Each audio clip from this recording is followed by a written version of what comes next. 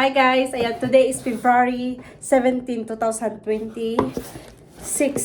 Another order from Amazon. Bigyan na. Kasi nag-order ako para sa, oh my god, dumating na. Sa silver cleaner, ayan o. Pangalawang package to today. Kanina, nagbukas ako kanina eh.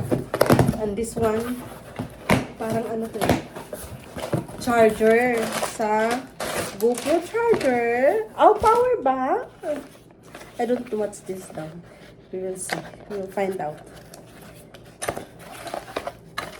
Okay, charger. Meron kasi bumili ako ng GoPro Max 2. Mag-unboxing ako mamaya. Bumili ako ng universal charger lang kasi mahal kasi ang charger. This one, okay. So, ayan. Charger sa GoPro. Pwede na to. Ayan, oh. GoPro Max.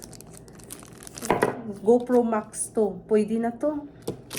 Kasi, ano yan, oh. Diba?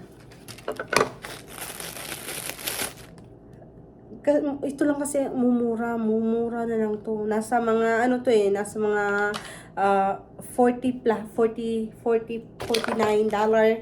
ganun. Kasi ang original nasa mga 100 plus eh.